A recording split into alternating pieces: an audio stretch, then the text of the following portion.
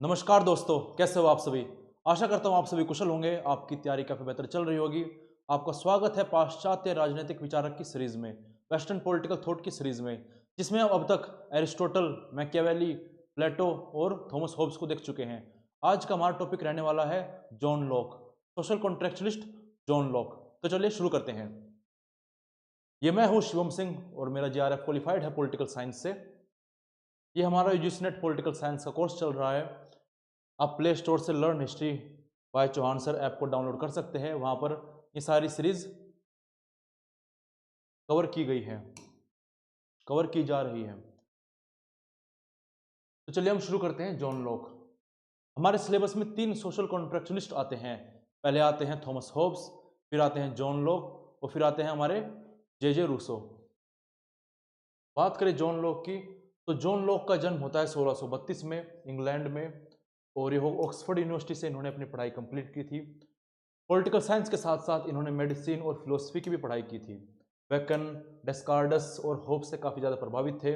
आप देख ही सकते हैं, जो हम आज सोशल कॉन्ट्रैक्ट, सामाजिक अनुबंध के सिद्धांत की बात करेंगे, वो किसी न किसी रूप में वो होब्स से प्रभावित है। करियर के रूप में ये शाफ्ट्सबरी एक व्यक्ति थे, पॉलिटिकली काफ़ी एक्टिव थे। जब इंग्लैंड का सिविल वॉर हुआ, जिसको हम आगे देखेंगे, उस दौरान वो पार्लियामेंट के साइड में थे और इनकी काफ़ी बड़ी भूमिका रही। जॉन लॉक के विचारों को आकार देने में। इनकी मृत्यु 1704 में हो जाती है इंग्लैंड में, और इनको फादर ऑफ लिबरलिज्म के नाम से भी जाना जाता है, या फिर इनको बुर्जुआ वर्ग का विचारक भी कहा जाता है।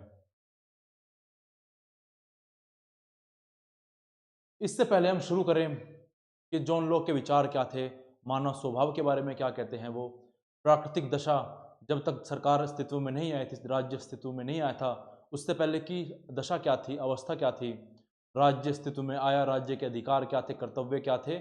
इन सभी को शुरू करने से पहले हम जान लेते हैं कि जॉन लॉक के जीवन के दौरान ऐसी कौन सी घटनाएं हुई जिनका उनके विचारों पर प्रभाव पड़ा। देखिए, हमारे जीवन काल में जो कुछ भी होता है, चाहे वो आम इंसान हो, चाहे फिर वो कोई महान इंसान हो, हमारे जीवन काल में जो कुछ भी घटित होता है, जो भी हम चीज़ें देखते हैं, अनुभव करते हैं, वही चीज़ें हमारे विचारों को आकार देती है। हम जो आज हैं, जो सोचते हैं, जो विचारधारा रखते हैं, कभी ना कभी ऐसे घटनाएं सामने आई होंगी, या फिर ऐसे लोगों के संपर्क में, ऐसे लोगों के प्रभाव क्षेत्र में हम आए होंगे, जिन्होंने हमारे विचारों को इस दिशा में मोड़ दिया, जिस दिशा में आज हम अपना आप को पाते हैं। हमने देखा कि किस प्रकार से सोक्रेटिस की मृत्यु का, सुकरात की मृत्यु का प्लेटो के विचारों पर काफ़ी प्रभाव था। एरिस्टोटल के समय जो घटनाएं हुई, उनका उनके जीवन पर, उनके विचारों पर कितना प्रभाव पड़ा। मैकियावेली किस प्रकार से इटली की दुर्दशा देखते हैं और देखते हैं कि राज्य का अस्तित्व काफ़ी कमजोरी में आ चुका है, खतरे में आ चुका है, तो उससे प्रभावित वो अपने विचार देते हैं, क्रूरता के विचार देते हैं। थॉमस होब्स, जो अपने जन्म के दौरान स्पेनिश अर्माडा को देखते हैं, जिनसे उनका प्री मेच्योर बर्थ हो जाता है, वो कहते भी हैं I and fear were born twins. हमें इंग्लैंड के सिविल वॉर के दौरान वो पाते हैं कि राज्य के मजबूत ना रहने के कारण किस प्रकार से अराजकता फैल रही है, गृहयुद्ध हो रहा है। उन घटनाओं ने जॉन थॉमस होब्स के विचारों को आकार दिया। तो ऐसे ही जॉन लॉक के जीवन काल के दौरान कुछ घटनाएं होती हैं, कुछ चलन वो देखते हैं, जिन्होंने जॉन लॉक के विचारों को आकार दिया। उनको हम एक एक करके देख लेते हैं। तो जॉन लॉक के समय 3 मुख्य रूप से चीजें हुई, 2 घटनाएं और एक प्रचलन। पहली घटनाएं कौन सी थी? पहली घटना थी इंग्लैंड सिविल वॉर। ये बात है 1642 से लेकर 1651 तक, जब इंग्लैंड में सिविल वॉर चल रही थी। राजा और पार्लियामेंट के बीच में संघर्ष चल रहा था शक्ति को लेकर, जिसकी वजह से जो इंग्लैंड की जनता थी, वो विभाजित हो चुकी थी अपने अलग अलग मुद्दों पर। यह मुख्य रूप से किस कारण से था? ये राजा, किंग जो थे उस समय, और पार्लियामेंट के जो सदस्य थे, उनके बीच शक्ति का संघर्ष था। जहां एक और राजा कह रहा था कि राज्य का अस्तित्व, राजा जो है वो देवी सिद्धांतों के कारण आता है, राजा सर्वोपरि है, राजा किसी के प्रति उत्तरदायी नहीं है, राजा जो चाहे वो कर सकता है और राज्य से कोई प्रश्न नहीं पूछ सकता। वहीं दूसरी ओर पार्लियामेंट कहती थी कि हम देवी सिद्धांतों का खंडन करते हैं। देखिए, ये वो समय है जब मध्यकाल, जिसे हम डार्क एज भी कहते हैं, वो अपनी समाप्ति की ओर आगे बढ़ रहा है। मध्यकाल में हमने देखा कि ज़्यादातर यही बात प्रचलित थी कि राज्य का दैवीय सिद्धांत, राजा का दैवीय सिद्धांत, राजा दैवीय सिद्धांत के तहत आया है।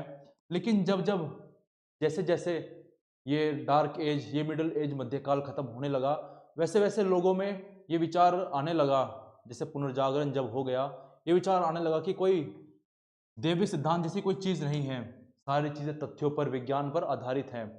वैज्ञानिक पद्धतियों का इस्तेमाल होना शुरू हो गया था। तो ऐसे में पार्लियामेंट खंडन करती है इस दैवीय सिद्धांत का। वो कहती है कि दैवीय सिद्धांत जैसा कुछ नहीं होता, राजा जो है वो व्यक्तियों के लिए है, वो जनता के लिए है। राजा को पार्लियामेंट के साथ मिलकर काम करना होगा। आप ऐसा नहीं बोल सकते कि पार्लियामेंट का कोई रोल नहीं है, जो कुछ कार्य होगा, जो कुछ सारे अधिकार होंगे वो सारे राजा के ही होंगे, ऐसा नहीं होगा। आवश्यकता ये होनी चाहिए, पार्लियामेंट कहती है कि होना ये चाहिए कि महत्वपूर्ण मुद्दों पर, चाहे कर का मुद्दा हो, टैक्सेशन का मुद्दा हो, चाहे विदेश नीति से संबंधित कोई मुद्दा हो, चाहे फिर वो चर्च धर्म से संबंधित कोई मुद्दा हो, उसमें पार्लियामेंट की, संसद की एक एक्टिव पार्टिसिपेशन, सहज भागीदारिता होनी चाहिए। ऐसा नहीं होगा तो ये चीज़ें सही नहीं जाएंगी। तो शक्ति के विभाजन को लेकर राजा और पार्लियामेंट के बीच में काफ़ी संघर्ष देखने को मिला, जिसकी वजह से क्या हुआ, इंग्लैंड में सिविल वॉर शुरू हो गया और यह लगभग 9-10 सालों तक चला, जिसका अंत किस प्रकार से हुआ, राजा को फांसी दे दी गई और ओलिवर क्रोमवेल एक व्यक्ति हुए, उनके अंडर गणतंत्र राज्य बना दिया गया।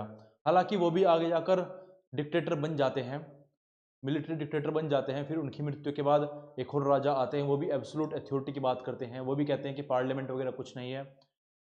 फिर आगे जाकर चीज़ें बदलती है। तो ऐसे में जॉन लॉक देखते हैं कि दो पक्षों के बीच में संघर्ष चल रहा है और जॉन लॉक अपने आप को कहाँ खड़ा पाते हैं, जॉन लॉक अपना आप को खड़ा पाते हैं पार्लियामेंट के साइड। क्यों? क्योंकि इनके पिता जो थे एक पॉलिटिशियन थे, एक लॉयर थे, वो पार्लियामेंट के समर्थक थे, जो पार्लियामेंट एडवोकेसी कर रही थी, आर्गुमेंट रख रही थी, उसके समर्थक थे। तो स्वाभाविक सी बात है, जैसे पिता होंगे वैसे ही पुत्र के विचार भी आकार लेंगे। आगे जाकर जब वो अपने करियर में एडवाइज़र बनते हैं, तो जिस व्यक्ति के अंडर में वो एडवाइज़र बनते हैं वो भी पार्लियामेंट की तरफ से ही एडवोकेसी कर रहा होता है, पॉलिटिशियन होता है। तो ऐसे में जॉन लॉक अपना आप को पार्लियामेंट की तरफ खड़ा पाते हैं, जहाँ पर वो देखते हैं कि किस प्रकार से राजा की शक्ति की भूख के कारण लोग सफ़र कर रहे हैं, लोग पीड़ा में हैं, राज्य के अंदर गृह युद्ध हो गया है। इसको रोका जा सकता था अगर राजा समझदार होता, राजा में इतनी अकल होती और शक्ति इतनी केंद्रित ना होती। तो उसके विचार उत्पन्न होते हैं कि काश ऐसा होता, शक्तियों का विभाजित होता, पूरी सत्ता एक जगह आ गई है, इसी वजह से ये अराजकता, ये युद्ध की, गृह युद्ध की स्थिति बन चुकी है। तो पहली तो घटना ये है जिसकी वजह से जॉन लॉक के विचार आकार लेते हैं कि सत्ता जो होनी चाहिए वो सीमित होनी चाहिए, पूरी सत्ता एक जगह केंद्रित नहीं होनी चाहिए, सत्ता का विभाजन होना चाहिए। और दूसरी घटना की अगर हम बात करें तो दूसरी घटना है ग्लोरियस रेवोल्यूशन, गौरवपूर्ण क्रांति। ये कब हुई? जब इंग्लैंड का सिविल वॉर खत्म हो गया, ओलिवर क्रोमवेल आ गए, फिर ओलिवर क्रोमवेल के हटने के बाद वापस से राजतंत्र स्थापित हो गया।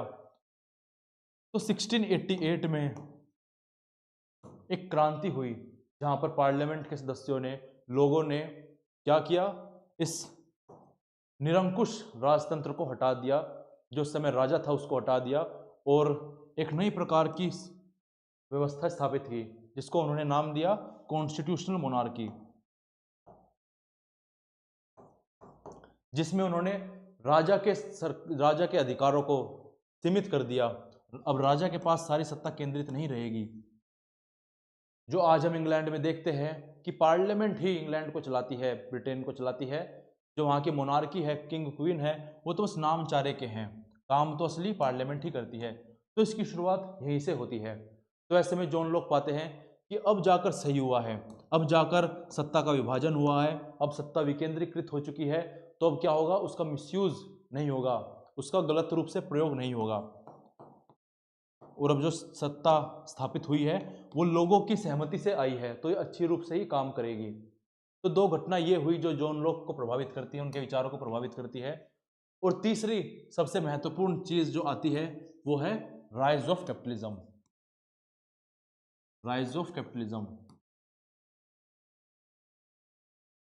देखिए हम जानते हैं 1688 का समय, 1632 का समय, ये वो समय था जब यूरोप से अलग अलग ट्रैवलर्स अलग अलग देशों में जा रहे थे व्यापार के लिए। तो ऐसे में व्यापार बढ़ रहा था यूरोप का। यूरोप में धीरे धीरे काफ़ी धीमी गति से औद्योगिक क्रांति आ रही थी, कैपिटलिस्ट वर्ग का उदय हो रहा था। तो ये वो समय था जब कॉलोनीज बनाई जा रही थी। राज्य ही मुख्य रूप से सारे व्यापार किया करता था, सारे लाभ राज्य उठाया करता था। तो ऐसे में जो जमींदार लोग थे, अच्छा ये वो भी समय था जब डार्क एज खत्म हो रही थी, जब फ्यूडल सोसाइटी जो सामंतवादी समाज था वो धीरे धीरे वैनिश हो रहा था, धूमिल हो रहा था, लोग मुक्त होते जा रहे थे। तो ऐसे में जो संपत्ति धारक लोग थे, जिनके पास पैसा था, जिनके पास संपत्ति थी, वो भी ये विचार करते थे कि सरकार ही सारा काम करती है, सरकार ही सारा मुनाफा ले जाती है। क्यों ऐसा क्यों ना हो कि सरकार थोड़ा पीछे हट जाए, हमें काम करने दे, हमें अपना मुनाफा चाहिए, हम काम करेंगे और अपना मुनाफा खुद रखेंगे। तो ऐसे ये विचारधारा, ये कैपिटलिस्ट पूंजीपतियों की विचारधारा उबार में आ रही थी, ये राइज हो रही थी। तो ऐसे में जो पूंजीपति लोग थे वो ऐसी डिमांड रख रहे थे कि सरकार जो है अपने कार्य क्षेत्र को कम करे, हम कार्य करेंगे तो हम मुनाफा कमाएंगे। सरकार ये समझे, सरकार को ये समझना होगा कि हम इतने कैपेबल हैं, हम इतने समझदार हैं कि हम सही गलत का फैसला ले सकते हैं। क्या व्यापार होना चाहिए, क्या व्यापार नहीं होना चाहिए, कितनी दूर तक जाना चाहिए, ये सब हम खुद तय कर सकते हैं, सरकार हमें ना बताए। तो ऐसे ऐसे विचारों पनपने शुरू हो गए थे। ये बात है जॉन लॉक के समय की। जॉन लॉक इन्हीं विचारों को देखते हुए बड़े होते हैं। तो जॉन लॉक इन्हीं विचारों से कनेक्ट करते हैं और आगे जाकर वो इन्हीं विचारों को आगे रखते भी हैं, जहाँ पर वो आगे जाकर कहेंगे कि सरकार को सीमित होना चाहिए, सरकार को मार्केट बाजार के कार्यों में हस्तक्षेप नहीं करना चाहिए, सरकार को आर्थिक मामलों में हस्तक्षेप नहीं करना चाहिए, सरकार को केवल संपत्ति की रक्षा करनी चाहिए, उसके बाद तो हम लोग खुद ही कमा खा लेंगे। तो ये तीन चार चीज़ें थी जिनका प्रभाव जॉन लॉक की सारी फिलोसफी पर पड़ा। जो विचार देते हैं, चाहे संपत्ति के बारे में हो, चाहे फिर वो क्रांति के बारे में हो, सारी चीज़ों के बारे में, चाहे फिर सरकार को ओवरथ्रो कर देने के बारे में हो, सारी चीज़ों के विचार इन्हीं घटनाओं से प्रभावित हैं। आगे हम जब पढ़ेंगे तो आपको समझ में आएगा। तो मुख्य रूप से तीन घटनाएं थी। पहले थी इंग्लैंड की सिविल वॉर, जो 1642 से लेकर 1691 तक चली। उस समय क्या था, मोनार्की और पार्लियामेंट के बीच में संघर्ष चल रहा था, जिसकी वजह से उन्हें आइडिया आता है कि यार गवर्नमेंट जो होनी चाहिए सीमित होनी चाहिए, कुछ प्राकृतिक अधिकार होने चाहिए, कुछ प्राकृतिक अधिकार जो सरकार भी नहीं छीन सकती, ऐसा होना चाहिए, जैसे जीवन, स्वतंत्रता, ऐसा होना चाहिए। ग्लोरियस रेवोल्यूशन सेक्शन 88 में हुआ, जिसमें वो पाते हैं कि अब पूर्ण सत्तावादी सरकारें खत्म हो चुकी है, कॉन्स्टिट्यूशनल मोनार्की, संवैधानिक राजतंत्र स्थापित हो चुका है। वहीं से इनका सोशल कॉन्ट्रैक्ट का जो विचार है वो पनपता है, वो अस्तित्व में आता है। और वो बात करते हैं क्रांति के अधिकार की, कि अगर सरकार अनियंत्रित हो जाए, निरंकुश हो जाए, तो जो जनता है जिसके सहमति से वो सरकार बनी है वो उसको हटा भी सकती है। राइज ऑफ कैपिटलिज्म, मैंने आपको बताया कि राइज ऑफ कैपिटलिज्म उस समय पूंजीपति की विचारधारा का भी उदय हो रहा था, जहाँ पर ये समझ जाने लगा कि राज्य को थोड़ा सीमित ही रहना चाहिए, आर्थिक मामलों में हस्तक्षेप नहीं करना चाहिए, ऐसी विचारधारा उभर कर आ रही थी। अब अगर आपने पिछले विचारक थॉमस हॉब्स को जब हमने पढ़ा था, तो अगर आपने वो भी देखा हो तो आपके मन में ये विचार जरूर आएगा कि सर ये तो वही समय है कि जब जॉन लॉक भी अपना जीवन जी रहे थे, और जॉन लॉक अपना जीवन जी रहे हैं और थॉमस हॉब्स भी अपना जीवन जी रहे थे। लेकिन हम देखते हैं कि थॉमस हॉब्स तो पूर्ण सत्तावादी की बात करते हैं, एब्सोल्यूट अथॉरिटी की बात करते हैं, वहीं दूसरी ओर जॉन लॉक जो है बात करते हैं कि क्या होना चाहिए, सीमित सरकार होनी चाहिए, जनता की सहमति से सरकार चलनी चाहिए। तो ऐसे में दोनों में इतना मतभेद क्यों है, इतना डिफरेंस क्यों है, दोनों के विचारों में इतना मत भिन्न क्यों है, जबकि दोनों तो एक ही समय के हैं। तो देखिए हमारे विचार कैसे होंगे, वो इस बात पर भी निर्भर करता है कि हम कौन से पक्ष से बात कर रहे हैं। अगर आप पाकिस्तान में रहते हैं तो आप पाकिस्तान की वकालत करोगे, हिंदुस्तान में रहते हैं तो आप हिंदुस्तान की वकालत करोगे, आप अमेरिका में रहते हैं तो आप अमेरिका के हितों की वकालत करोगे। तो ये कुछ इसी प्रकार से है। जहाँ पर जब इंग्लैंड का सिविल वॉर चल रहा है, तो उस समय थॉमस हॉब्स अपना आप को राज परिवार की तरफ खड़ा पाते हैं, क्योंकि वो राज परिवार के एक समय ट्यूटर भी रह चुके हैं। तो अपने आप को राज परिवार के तरफ खड़ा पाते हैं।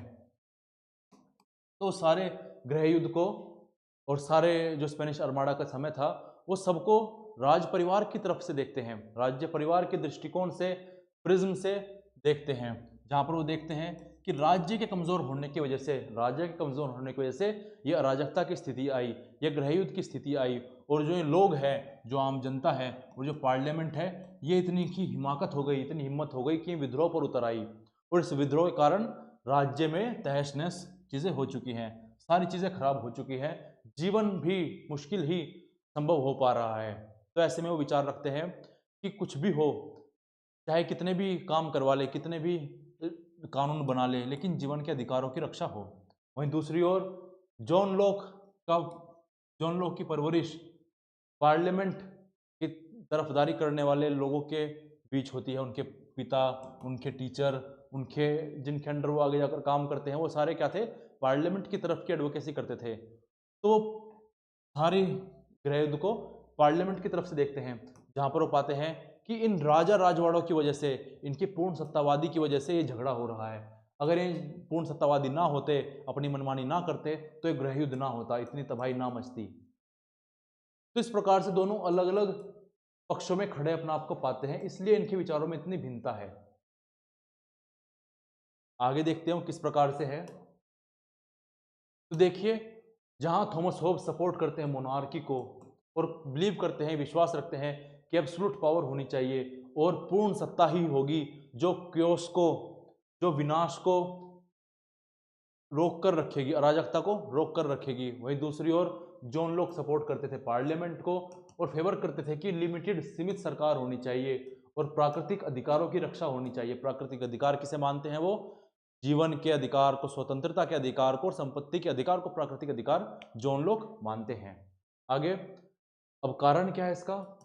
क्योंकि होब्स युद्ध को देखते हैं, Hobbes saw the war as proof of human selfishness while Locke saw it as a fight for liberty.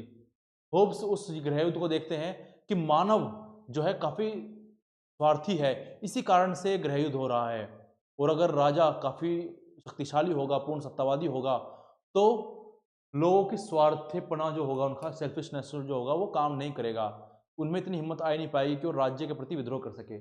वहीं दूसरी ओर लोग इसको देखते हैं कि लोग अपनी स्वतंत्रता के लड़ रहे हैं, लोग स्वार्थी हैं इसलिए नहीं लड़ रहे हैं, लोग स्वतंत्रता के लड़ रहे हैं क्योंकि उनका प्राकृतिक अधिकार है, सरकार भी कोई उसे नहीं छीन सकती। तो आउटकम के रूप में, परिणाम स्वरूप, होब्स जो है एब्सोल्यूट रूल को जस्टिफाई करते हैं अपनी बुक लेवियाथन में 1651 में, और लोग जो है जस्टिफाई करते हैं कॉन्स्टिट्यूशनल गवर्नमेंट को, संवैधानिक सरकार को, अपनी book two treatises on government 1689 में। ये कुछ ऐसा है कि एक ही युद्ध था लेकिन different lesson, same same but different. अब कुछ हम मेजर वर्क्स देख लेते हैं, कुछ मेजर बुक्स, मेजर काम कृतियां जो जॉन लॉक ने लिखी हैं, और उनमें उनके बेसिक आइडियाज क्या हैं। एग्जाम में कई बार पूछे जा सकते हैं, कई बार पूछा भी जाता है कि ये बुक है, इस बुक में क्या कहा गया था। तो हम देख लेते हैं। तो सबसे पहली बुक आती है अ लेटर कंसर्निंग टॉलरेशन, ये उन्होंने 1689 में लिखी थी, जिसमें वो बात करते हैं कि रिलीजियस टॉलरेंस होनी चाहिए, धार्मिक सहिष्णुता होनी चाहिए।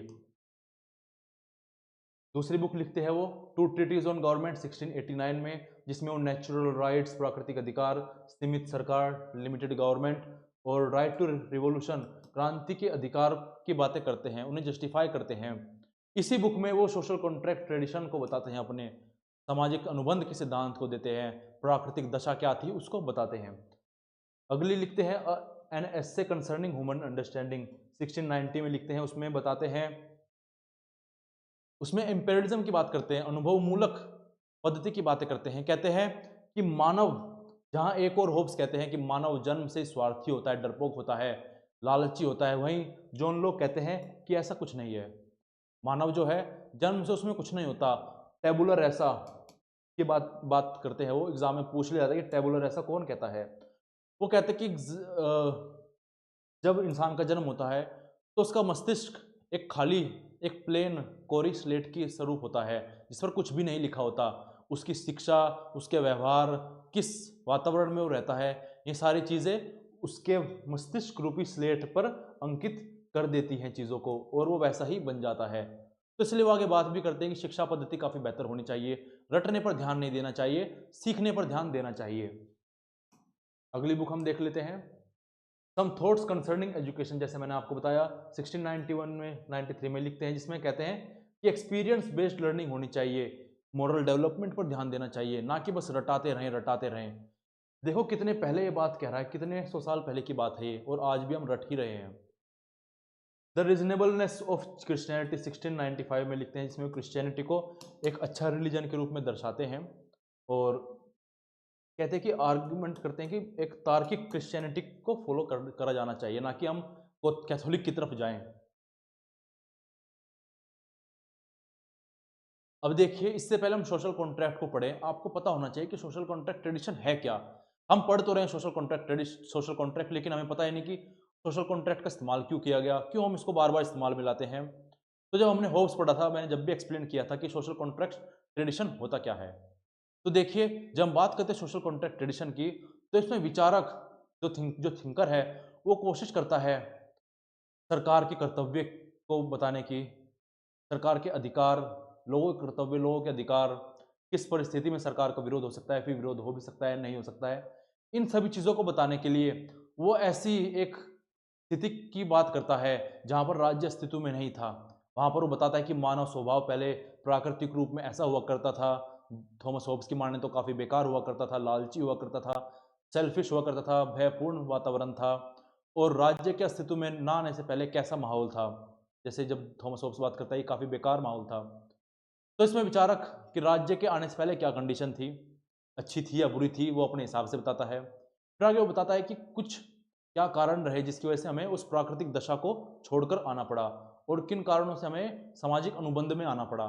फिर वो आगे बताता है कि सामाजिक अनुबंध में हम आए, हमने सामाजिक समझौता किया, सामाजिक समझौते के परिणाम स्वरूप राज्य अस्तित्व में आया, सरकार अस्तित्व में आई, और फिर हमने अपने हितों के अनुसार राज्य को कर्तव्य दिए, उसके अधिकार दिए, अपने अधिकार मांगे, और आज जो हम व्यवस्था देख रहे हैं वो ऐसे व्यवस्था आती है, फिर बेहतर व्यवस्था ऐसे अस्तित्व में आ सकती है। तो इस प्रकार से सोशल कॉन्ट्रैक्ट का इस्तेमाल किया जाता है ये बताने के लिए कि राज्य या फिर सरकार के कर्तव्य क्या होने चाहिए, अधिकार क्या होने चाहिए, कितनी सीमाएं होनी चाहिए उनकी शक्तियों की, इन सब चीज़ों को बताने के लिए सोशल कॉन्ट्रैक्ट ट्रेडिशन का सहारा लिया जाता है। क्या होता है इसमें, टू जस्टिफाई गवर्नमेंट, एक्सप्लेन करने के लिए कि जो अथॉरिटी है, जो सत्ता है, उसकी आवश्यकता कैसे पड़ी और वो किस प्रकार से फंक्शन करेगी। To explain legitimacy, shows that government power came from people consent.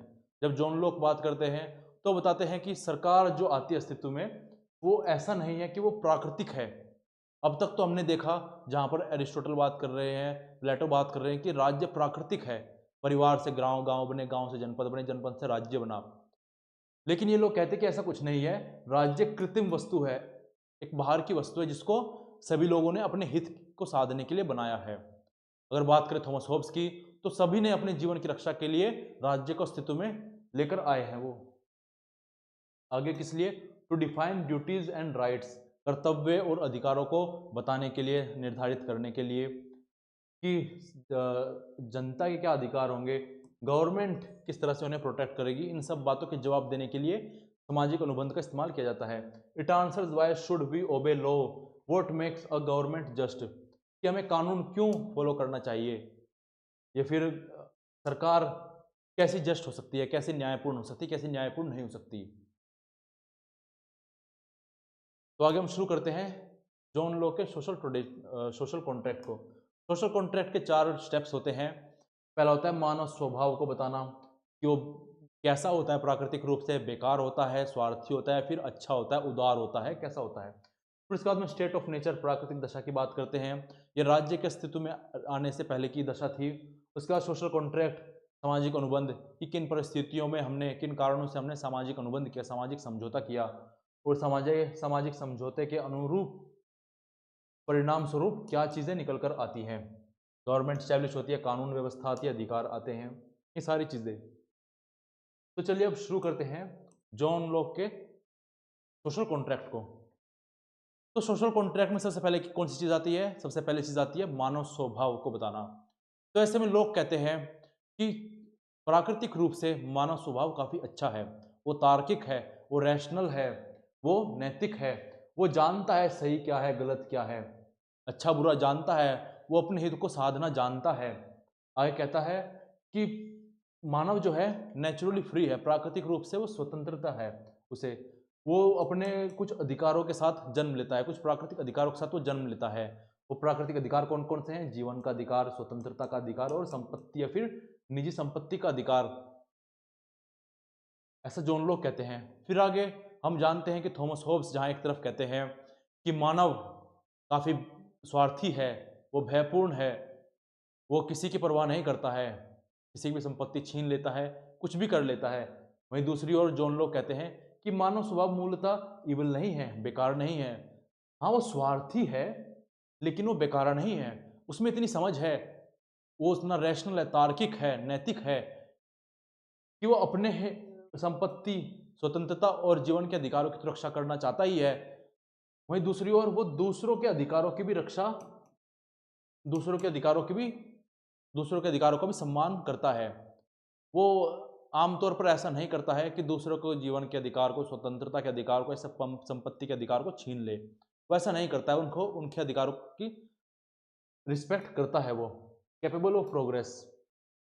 John लोक कहते हैं कि अगर मानव, जैसे मैंने आपको बताया, टेबुलर रैसा शब्द का इस्तेमाल करता है जॉन लोक, जिसमें कहता है कि मानव मस्तिष्क जन्म से खाली स्लेट की तरह होता है। जैसी आप शिक्षा उसे दोगे, जैसे नैतिक मूल्य आप सिखाओगे उसे, जैसे वातावरण में रखोगे, मस्तिष्क रूपी स्लेट में वो सब चीज़ें छप जाएंगी। तो ऐसे में वो कहता है कि मानव प्रोग्रेसिबल है, शिक्षा से, अनुभवों से उसको सुधारा जा सकता है, उसकी तर्क शक्तियों को सुधारा जा सकता है।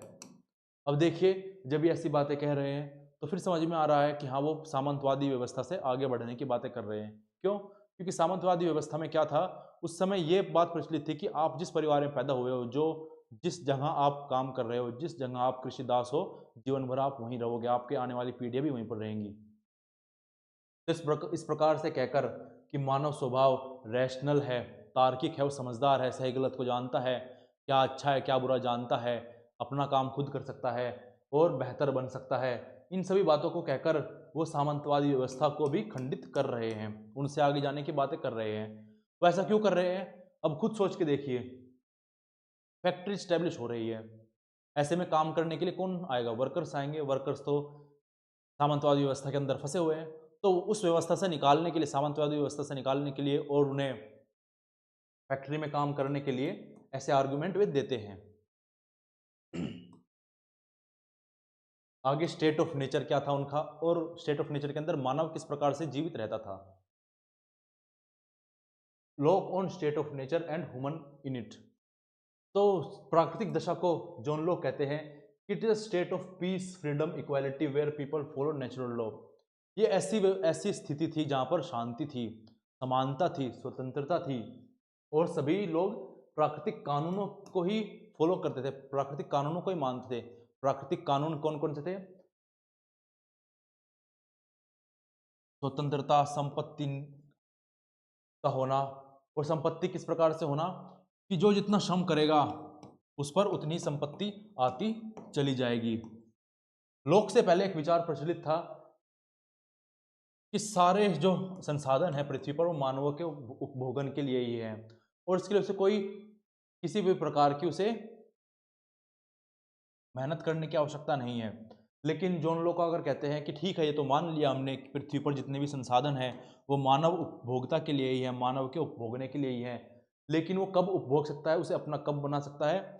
वो बना सकता है श्रम के सिद्धांत से, लेबर थ्योरी ऑफ वैल्यू, जहाँ पर वो कहता है कि जो जितना श्रम करेगा, श्रम से की गई इकट्ठा संपत्ति ही उसकी संपत्ति है। तो ये क्या है? प्राकृतिक कानून है। तो सभी प्राकृतिक कानून को फॉलो कर रहे थे, सब कुछ अच्छा चल रहा था, कोई सरकार नहीं थी, कोई सेंट्रल अथॉरिटी नहीं थी, सब अपना आप में ही न्याय को एनफोर्स करते थे, लागू करते थे। किस प्रकार से? किसी को कुछ नहीं कहते थे, अपनी स्वतंत्रता का लुत्फ उठाते थे, जीवन का और निजी संपत्ति का, लड़ाई झगड़े जैसी स्थिति नहीं थी। Not a state of war, जहाँ थॉमस होब्स का state of nature state of war को बताता है, वहीं जॉन लोक कहते हैं कि ज़्यादातर समय वो शांति का ही था।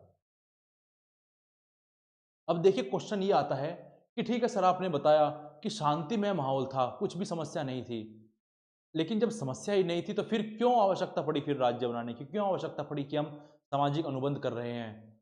तो ऐसे में जॉन लॉक चुप हो जाते हैं। वो कहते हैं कि कुछ लोग, वो कहते हैं कि मुख्य रूप से तो शांति ही रहती है, लेकिन कुछ लोग जो अव्यवस्था प्रिय होते हैं, अनस्टेबल माइंडेड होते हैं, व्यवस्था को नहीं चाहते हैं, वो क्या करते हैं, लोगों की संपत्ति को छेड़छाड़ करना शुरू कर देते हैं, उनकी स्वतंत्रता के साथ छेड़छाड़ करना शुरू कर देते हैं, उनकी संपत्ति को चुराना शुरू कर देते हैं, उनके जीवन पर खतरा बनना शुरू कर देते हैं। तो ऐसा जब होने लगता है तो क्या होता है, अब क्या होगा, तनाव होगा, डिस्प्यूट होगा, लड़ाई झगड़े होंगे, किसको लेकर, इस व्यक्ति ने या फिर कुछ व्यक्तियों ने मिलकर क्या किया, किसी की संपत्ति हड़पना चाहिए, अब विवाद होगा। तो विवाद में क्या होगा, विवाद में मान लीजिए दो व्यक्ति हैं ए और बी। अब बी व्यक्ति ने ए व्यक्ति की संपत्ति हड़प ली है, तो फैसला कौन करेगा, अगर दोनों बैठेंगे तो उसमें क्या होगा, उसमें तो इस व्यक्ति के स्वार्थ हो सकते हैं, पक्षपात हो सकता है, इम्पार्शियल जजमेंट कैसे निकल कर आएगी, तो वो नहीं आएगी। तो ये समस्या थी।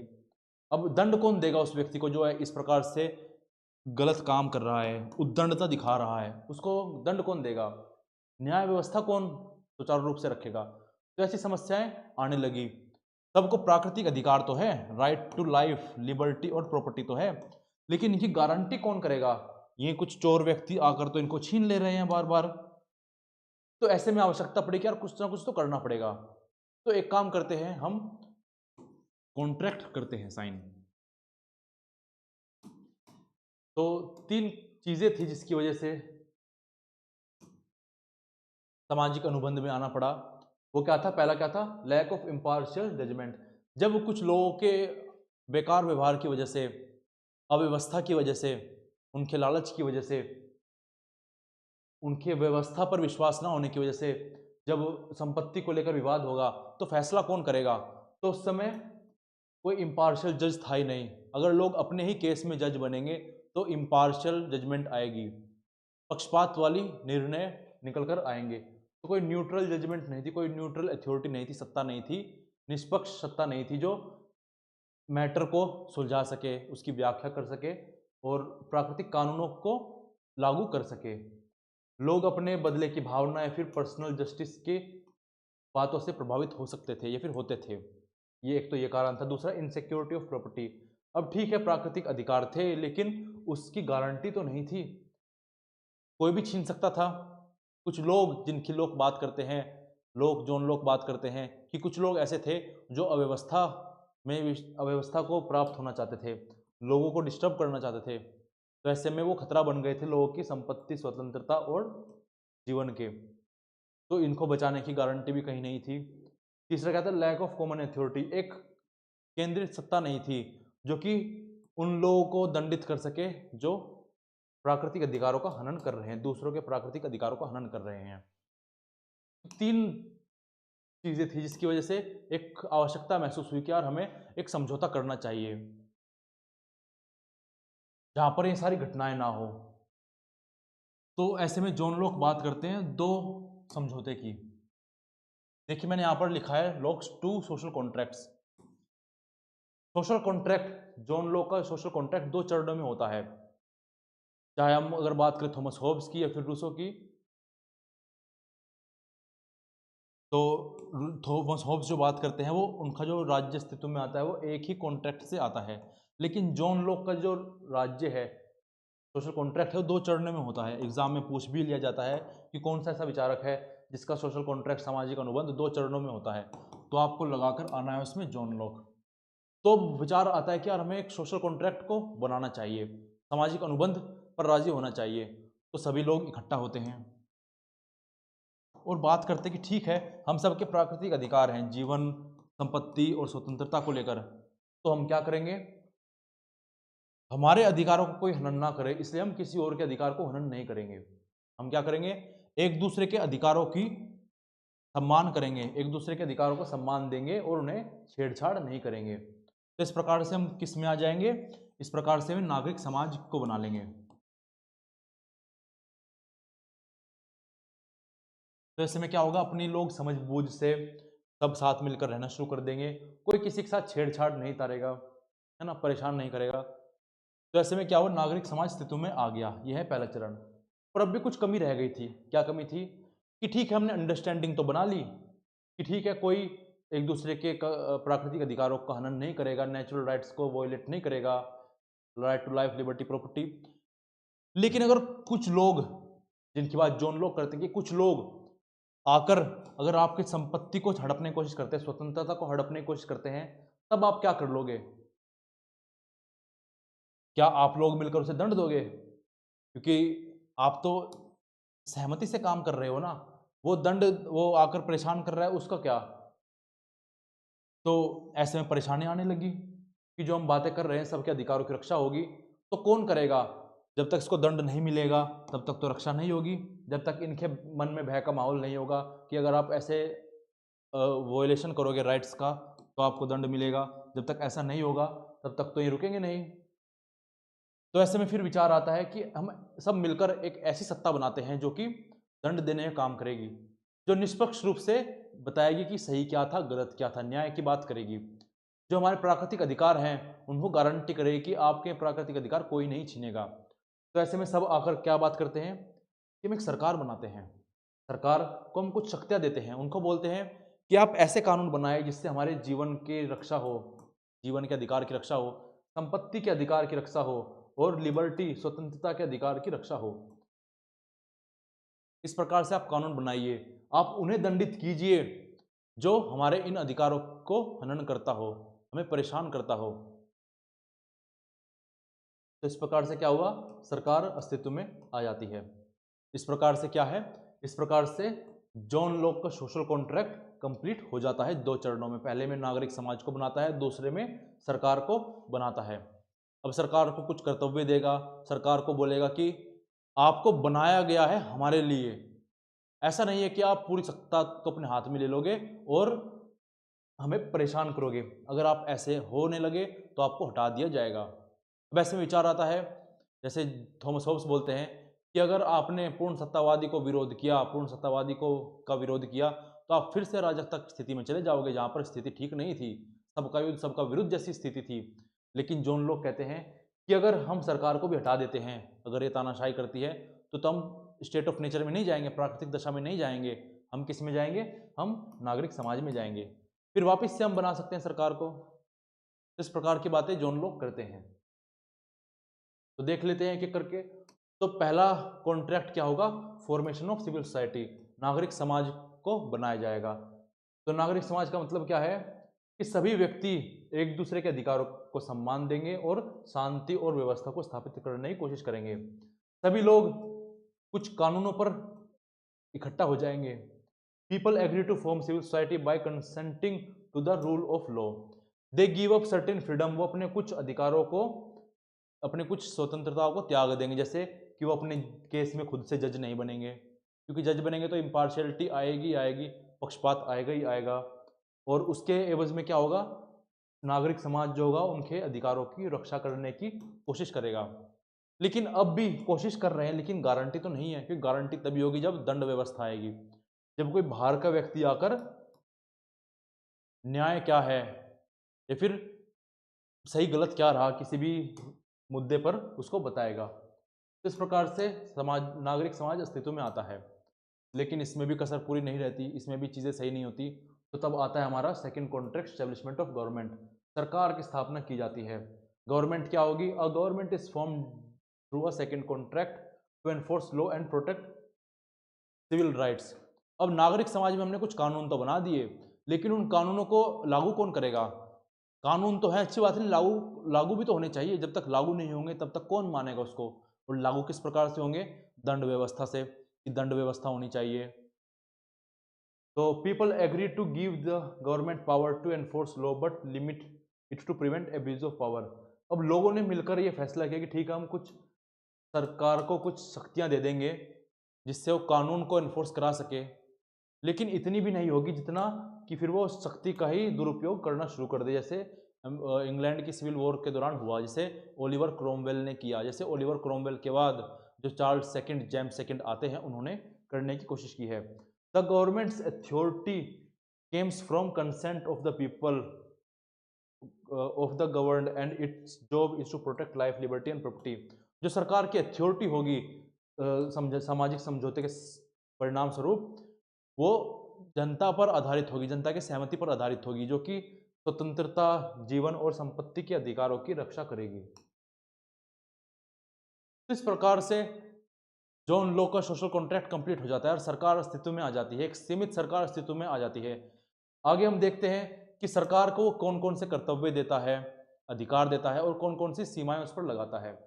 तो फंक्शन एंड ड्यूटीज, तो पहला क्या है कि वो अपनी जनता के प्राकृतिक अधिकारों की रक्षा करेगी, जीवन, संपत्ति और स्वतंत्रता के अधिकारों की रक्षा करेगी। वो कानून बनाएगी और कानून को लागू करेगी, ऐसे कानूनों को लागू करेगी जो कि सबसे सही होंगे, प्राकृतिक न्याय को स्थापित करने के लिए प्राकृतिक न्याय पर आधारित होंगे और जीवन, स्वतंत्रता और संपत्ति के अधिकारों की रक्षा करेंगे।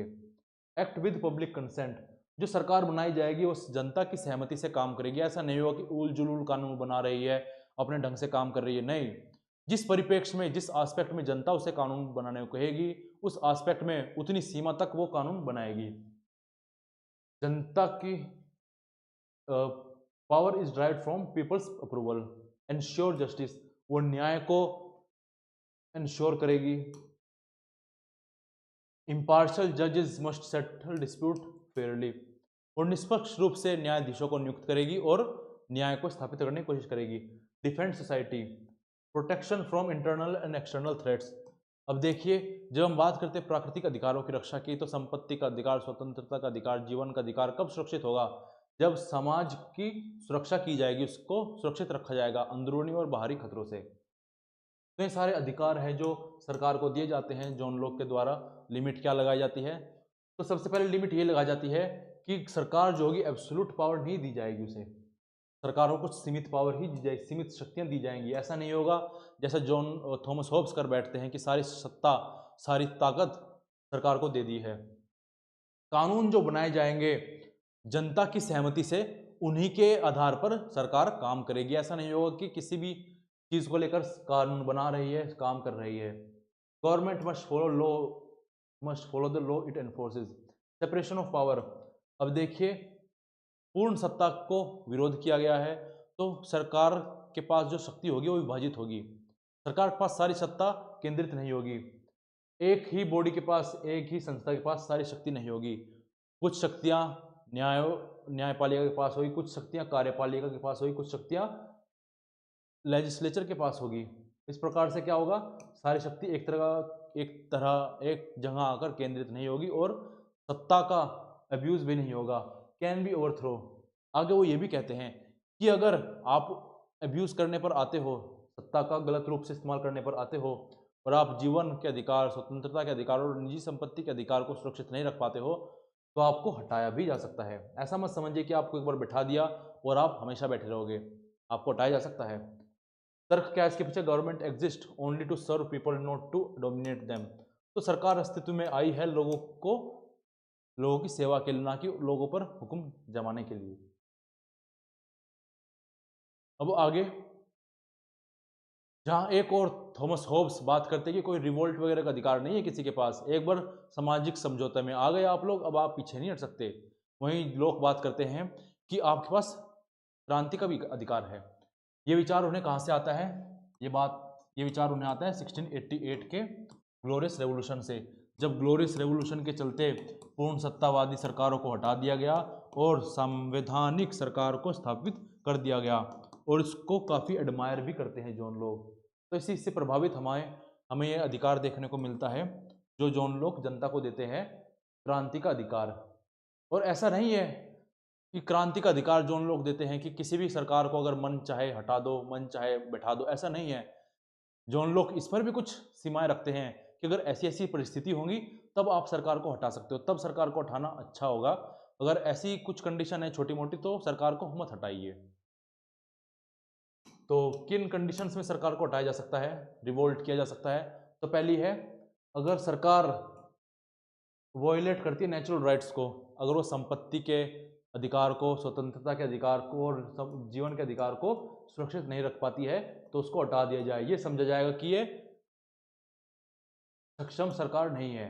गवर्नमेंट बिकम टायरेनिकल, अगर सरकार ऐसी हो जाए कि वो निरंतर में ना रहे, निरंकुश हो जाए और सब पर अपनी हुकूमत चलाने लगे, बिना लोगों के सहमति के कार्य करने लगे, तो ऐसे में उसको हटाना ही उचित होगा, हटा दिया जा सकता है।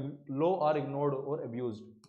अब देखिए, जो लोग बात करते हैं जो कानून बनाए जाएंगे जनता की सहमति से बनाए जाएंगे, और अगर सरकार उन कानूनों को अनदेखी करती है तो ऐसे में क्या होगा, ऐसे में फिर से उसको हटाने की बात की जा सकती है।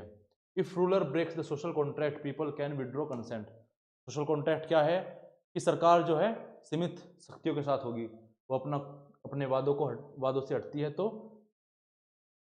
क्रांति की जा सकती है। No legal remedy left. अब शांति प्रिय जो सारे विद्रोह किए जा सकते शांतिपूर्ण रहकर, वो सारे खत्म हो जाए, कुछ रास्ता ना बचे, तब जाकर ही रिवोल्ट एक आखिरी ऑप्शन के रूप में हमें आजमाना चाहिए। अब किन परिस्थितियों में आप रिवोल्ट नहीं कर सकते, किन परिस्थितियों में विद्रोह करना उचित नहीं होगा, तो पहला है minor grievance exist.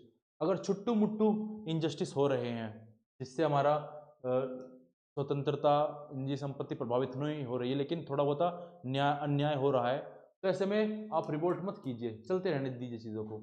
If basic natural rights remain secure revolt is unnecessary.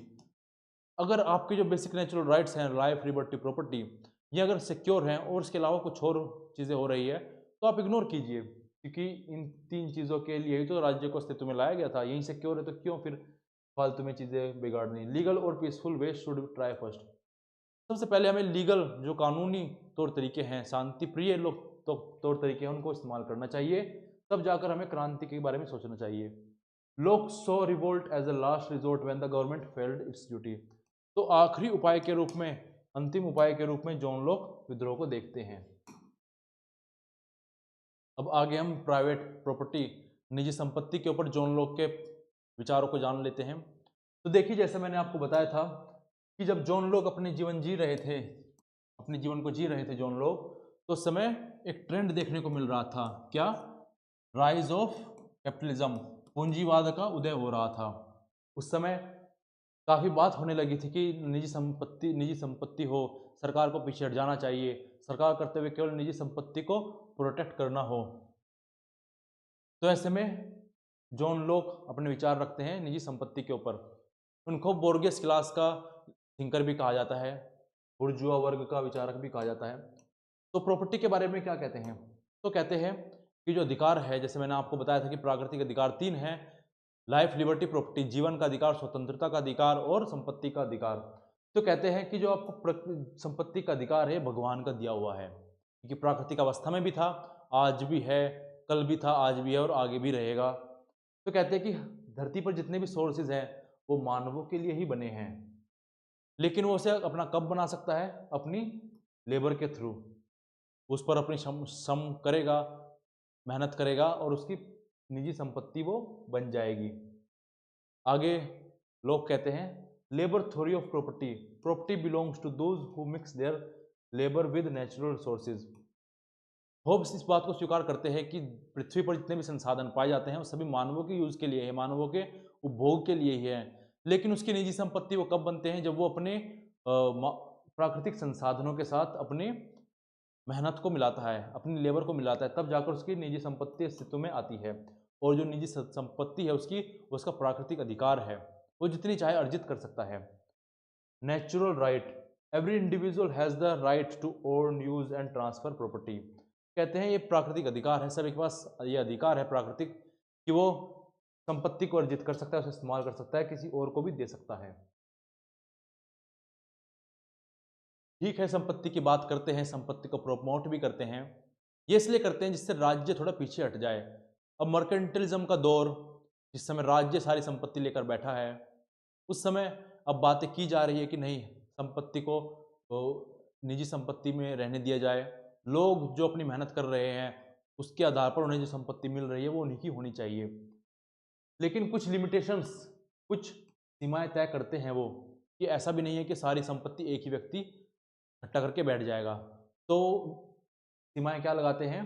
पहले ये enough and as good left for others, one must not take so much that other are left with nothing. पहले limitation क्या है? कहते हैं कि किसी भी एक व्यक्ति को इतने सोर्सेज भी नहीं ले लेने चाहिए कि दूसरे व्यक्ति के लिए कुछ बचे ना। अभी सुनकर काफ़ी अच्छा लगता है कि हाँ, सबके बारे में शायद सोच रहे हैं जो हम लोग, कि सबको मिल जाए, ऐसा ना हो कि आप सारी चीज़ें लेकर बैठ जाए और किसी को ना मिले। दूसरा क्या है, कोई वेस्टेज ना हो। ऐसा भी ना हो कि आप इतनी सारी चीज़ें इकट्ठा करके बैठ गए हो, फिर वो सड़ गई हो, आप बिना इस्तेमाल कर पाए हो और दूसरा बिना इस्तेमाल कर पाया हो। आप इतना इकट्ठा कीजिए जितना आप इस्तेमाल में ला सकते हो, और अगर खराब होने वाली है चीज़ तो दूसरों को दे दीजिए, वो उनके इस्तेमाल में आ जाएगी। One can not horde resources that will spoil और गो अनयूज्ड। ये भी अच्छी बात कहते हैं कि भाई आप इतना भी इकट्ठा मत करके बैठिए कि आपके पास पड़ी पड़ी खराब हो जाए और दूसरों के भी इस्तेमाल में ना आए, तो आप पहले ही दूसरों को दे दीजिए। ये भी अच्छी बात है। तीसरा क्या है, property limited by labour. One can only own what they can use productively through labour. अब लोग इतना ही अर्जित करें जितना वो प्रोडक्टिवली इस्तेमाल कर सकते हैं। अगर इस्तेमाल नहीं कर पा रहे हैं तो उसे फिर वापस से वो समाज में दे दें। तो सुनकर अच्छा लगता है कि हाँ, लिमिटेशंस दे रहे हैं, लेकिन अभी कहानी ख़त्म नहीं हुई है। कहानी ख़त्म क्यों नहीं हुई है? कहानी इसलिए ख़त्म नहीं हुई है, अब लोग कि इसके बाद कुछ लूप होल्स निकल कर आते हैं, जो जिसके बारे में लोग बात नहीं करते हैं। जो उन लोग बात नहीं करते हैं वो शांत हो जाते हैं। तो लूप होल के अगर बारे में हम बात करें तो पहला क्या है, नो वेस्ट कोई लिमिटेशन। कहते हैं कोई इतना होड़ करके नहीं बैठेगा कि उसके पास पड़ी पड़ी भी खराब हो जाए और दूसरों को भी इस्तेमाल में ना पाए। तो ये कुछ ऐसा हो सकता है कि अगर आपकी गन्नों की ट्रॉली है, आप बड़े खेत में से गन्नों की ट्रॉली लाए हैं, तो आप इतना भी अपने पास ना रखिए कि आपके पास पड़ी पड़ी खराब हो जाए और दूसरों को भी ना मिले। इससे अच्छा आप दूसरों को भी बांट दीजिए। लेकिन आज के समय में क्या देखते हैं, मुद्राएं, कॉइन, मनी, सारी वस्तुओं को हम मनी में कन्वर्ट कर लेते हैं, मुद्राओं में कन्वर्ट कर लेते हैं, बेच कर खरीद कर। तो क्या है, क्या मुद्रा कभी खराब होती है? तो नहीं होती। मुद्रा को हजारों सालों तक रखो, जब भी वो सही रहेगी। तो ये टूट गया कानून, ये लिमिटेशन लुप्त हो गई। क्यों? क्योंकि अब खराब होगा, पैसा तो कभी खराब होता नहीं है। दूसरी बात, enough as good left for others, कि इतना होना कि दूसरों के लिए बच जाए। ठीक है, लेकिन इसमें लिमिटेशन क्या कहते हैं, जो लोग कहते हैं अगर कोई भी व्यक्ति इतनी संपत्ति इकट्ठा कर रहा है जिससे वो प्रोड्यूस कर सके, प्रोड्यूस किस लिए कर सके, कॉमन गुड के लिए कर सके, मतलब फैक्ट्री लगाए, फिर लोगों के लिए सामान बनाए, तो अगर ऐसा वो करता है तो वो कितनी भी संपत्ति अर्जित कर सकता है। तो इस प्रकार से क्या हुआ, ये भी लूप होल में समा गया। अब कोई भी पूंजीपति आदमी कितनी भी संपत्ति को अर्जित कर लेगा और प्रोडक्शन करेगा, फैक्ट्री लगाएगा और इस क्या करेगा, फिर लोगों को सामान बांटेगा। सामान बांटेगा मतलब सामान लोग खरीदेंगे, लोग कपड़ा, दूध, मिल्क, जो कुछ भी है। तो ऐसे में क्या होगा, जो उन लोग कहते हैं ये समाज का कार्य कर रहा है तो ये अच्छा कार्य है, ये उससे बेहतर कार्य है कि दूसरा कोई प्रॉपर्टी ले जाए, तो ये इस पर कोई सीमा नहीं होनी चाहिए। तो दूसरे रूप में क्या कर रहे हैं, वो कैपिटलिस्ट जो क्लास है, जो पूंजीपति है, उसी को जस्टिफाई कर रहे हैं। तो इस प्रकार से ये भी खत्म हो जाता है हमारा। तो लूप होल्स देख लेते हैं। पहला तो यही है कि मनी, पैसे के आ जाने के कारण अब पैसा सड़ेगा तो है नहीं, नेचुरल लिमिट हट गई, अब तो कितना भी वो एक्यूमुलेट कर सकता है। दूसरा क्या है, अब उसने इजाज़त दे दी है कि अगर कोई प्रोडक्शन करना चाहता है तो उस पर कोई लिमिट ना लगाई जाए। तो अगर कोई लिमिट नहीं होगी तो क्या हो रहा है, ये justified in the case of production for goods. इससे क्या होगा, इनइक्वालिटीज बढ़ेगी। कैसे? जो अमीर लोग होंगे वो बड़ी बड़ी प्रॉपर्टीज को एक्वायर कर लेंगे और प्रोड्यूस करना शुरू करेंगे। मुख्य रूप से जो फायदा होगा वो तो पूंजीपतियों के पास ही तो जाएगा, चाहे वो जनता के लिए चीज़ें बना रहे हो चाहे फिर जनता के लिए चीज़ें नहीं बना रहे हो। तो ऐसे में क्या होगा, ऐसे में असमानता को बढ़ावा मिलेगा, जिससे क्या होगा, enough for other rule violate हो जाएगा। दूसरा क्या, capitalist own property while workers lack direct ownership. अब सारी संपत्ति तो कैपिटलिस्ट पूंजीपतियों के पास ही है, जबकि जो कामगार लोग हैं उनके पास तो डायरेक्ट ओनरशिप है ही नहीं। इससे क्या होगा, क्लास इनइक्वालिटीज आती चली जाएगी। अब देखते हैं हम आगे, John Locke as a father of liberalism. John Locke को हम फादर भी कहते हैं लिबरलिज्म का। तो किस प्रकार से है, तो जो आज हम वैल्यूज देखते हैं लिबरल सोसाइटीज़ की, लिबरल सोसाइटीज़ कौन कौन सी, जैसे हम अमेरिका की बात करते हैं, ब्रिटेन की बात करते हैं, यूरोप की बात करते हैं, तो वहाँ पर कौन से सिद्धांत प्रचलित हैं? वहाँ पर सिद्धांत प्रचलित हैं कि सरकार की शक्तियाँ जो होगी सीमित होगी, सरकार संपत्ति पर कोई रोक नहीं लगाएगी, संपत्ति की सुरक्षा करेगी, जीवन की सुरक्षा करेगी, स्वतंत्रता में बाधा नहीं बनेगी। तो इस प्रकार के विचारों की जो शुरुआत है वो जॉन लॉक ही करते हैं, और इसलिए भी इन्हें लिबरलिज्म का फादर कहा जाता है और पूंजीपति वर्ग का विचारक भी कहा जाता है। जैसे वो बात करते हैं, उन्हें फाउंडर कहा जाता है क्लासिकल लिबरलिज्म का, जहाँ पर वो व्यक्तिगत स्वतंत्रता की बात करते हैं, सीमित सरकार की बात करते हैं और प्राकृतिक अधिकारों की बात करते हैं। ये वही तो चीज़ें हैं जो आज हम लिबरल सोसाइटीज़ में बात करते हैं, माई लाइफ माई रूल, मेरी स्वतंत्रता मेरा जीवन मेरी निजी संपत्ति। प्राकृतिक अधिकारों की सबसे पहले वो बात करते हैं, जहाँ पर जीवन, स्वतंत्रता और संपत्ति के अधिकारों को इनहेरेंट राइट बोलते हैं कि प्राकृतिक दशा में भी थे और आज भी हैं। गवर्नमेंट के होने ना होने से फर्क नहीं पड़ता, गवर्नमेंट इन पर बंदिश नहीं लगा सकती। उसके बाद क्या है, political authority must come from people consent. ये भी हम फीचर देखते हैं लिबरल सोसाइटी का कि शासन जो होता है, वहाँ पर सरकार जो होती है वो लोगों की सहमति से कार्य करती है। इसकी बात भी जॉन लॉक करते हैं। Rule of law and limited government, हम देखते हैं आज के समय में कि कानून का शासन और सीमित सरकार की बात की जाती है। जॉन लॉक पहले ऐसे व्यक्ति थे जो ऐसी बातें करते हैं। क्रांति का अधिकार, अगर सरकार ओप्रेसिव है, निरंकुश हो रही है, तो उस सरकार को हटाया जा सकता है। Defended private property and the idea of market based economy, तो ये सारे क्या हैं, ये सारे लिबरल आइडियोलॉजी के ही विचारक हैं, जो कि सबसे पहले लोग आगे रखते हैं, इसलिए इन्हें विचारक कहा जाता है, फाउंडर कहा जाता है लिबरलिज्म का। अब आगे बात आती है कि इन्हें बोर्गियस क्लास का, अमीर वर्ग का विचारक भी कहा जाता है। क्यों ना कहा जाए, इनके लक्षण ही ऐसे हैं। अमीर सरकार, अमीर लोगों के लक्षण, अमीर क्लास के जो विचारक हैं, ये हम क्या देखते हैं, जो सोसाइटी पूंजी पर आधारित है, पूंजीवाद पर आधारित है, जो बिजनेसमैन के हितों को आगे रखती है, तो ऐसी बातें वो करते हैं। जैसे वो प्राइवेट प्रॉपर्टी को डिफेंड करने की बात करते हैं, निजी संपत्ति की रक्षा की बात करते हैं, लेबर थ्योरी ऑफ प्रॉपर्टी की बात करते हैं कि जो जितना श्रम करेगा, जो जितनी मेहनत करेगा, उसे उतनी ही संपत्ति मिलेगी, और संपत्ति अपनी क्षमता को, अपनी श्रम मेहनत को मिलाकर जो संपत्ति अर्जित करेगा वो उसी की होगी, उस पर किसी का अधिकार नहीं होगा।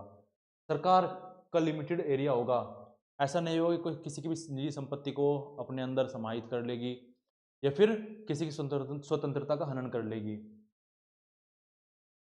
अगर चीज़ें बोर्गियस क्लास, कैपिटलिस्ट क्लास, पूंजीपतियों के हित में नहीं जाती है, तो सरकार के खिलाफ क्रांति भी की जा सकती है। मार्केट इकोनॉमी को सपोर्ट करते हैं, वो कहते हैं कि सरकार को बाजारी व्यवस्था में, आर्थिक व्यवस्था में हस्तक्षेप नहीं करना चाहिए।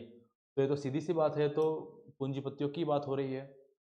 Influence liberal democracies promote political system favours property owners. आज के समय जो हम बात करते हैं लिबरल डेमोक्रेसीज की, अमेरिका, ब्रिटेन, यूरोप, ये सारी चीज़ें जो हो गई, ये क्या है, लिबरल डेमोक्रेसीज हैं। यहाँ पर क्या है, ये पूंजी आधारित देश ही तो हैं।